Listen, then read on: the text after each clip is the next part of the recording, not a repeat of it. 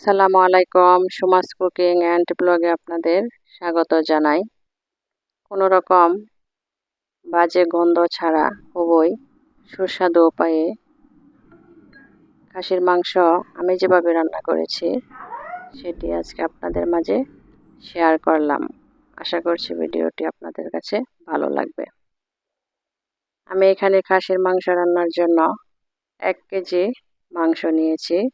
তার সাথে half cup পেঁয়াজ কুচি, 2 চা চামচ পেঁয়াজ বাটা, 2 চা চামচ রসুন বাটা, 2 চা চামচ আদা বাটা, 1 চা চামচ হলুদ গুঁড়া, 2 চা চামচ মরিচ গুঁড়া,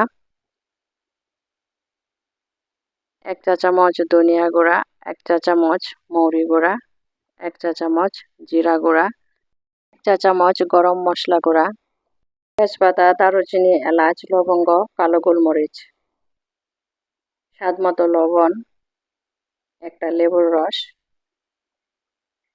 1 কাপ সরিষার তেল। আপনারা এখানে যে কোনো রান্নার তেল ব্যবহার করতে পারেন, তবে মাংসের মধ্যে সরিষার তেল দিলে বেশ স্বাদের হয়।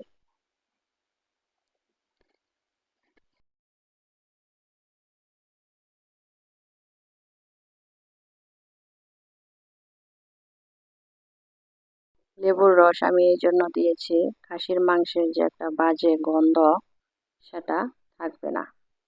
আমি এখানে সব উপকরণ একসাথে মাংসের সাথে মিশিয়ে আধা ঘন্টা থেকে 1 ঘন্টা রেখে দিব, যাতে মাংসের গায়ে মশলাটা ভালোভাবে মিশে যাবে। আমি একটু সময় নিয়ে মাংসটা ম্যারিনেট করে নিচ্ছি।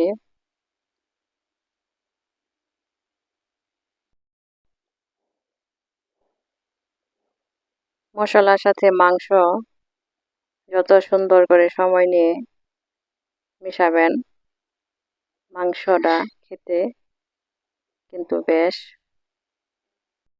মজা হবে। আমি এখানে 30 মিনিট সময় রেস্টে রেখে দেব। 30 মিনিট পর চুলায় বসিয়ে দিয়েছি।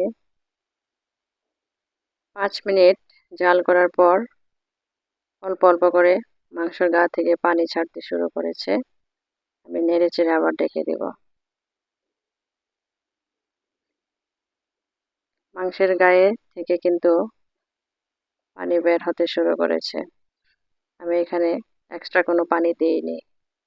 চুলার আগুন মিডিয়াম হিটে রেখে আমি রান্নাটা করব।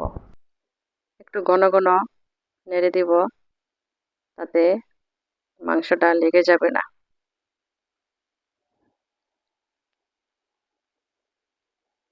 আমি প্রায় 20 মিনিট এভাবে রান্না করেছি, কোনো রকম পানি দেওয়া ছাড়া। এখন আমি ঝোলের জন্য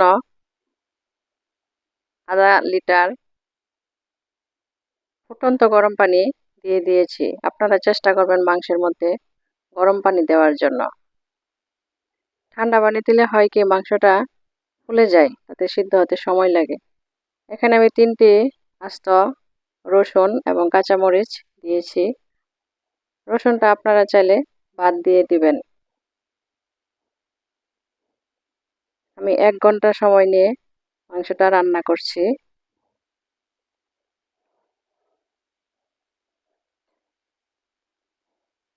দেখেন মাংসটা কত সুন্দরভাবে সিদ্ধ হয়ে গেল। এখন আমি ঢাকনা খুলে খুলে একটু বেশি ঘন ঘন নাড়তে থাকবো, তাতে মাংসটা লেগে যাবে না। মাংস আমার রান্না শেষ হয়ে গেল। দেখুন কত সুন্দর একটা কালার চলে এসেছে,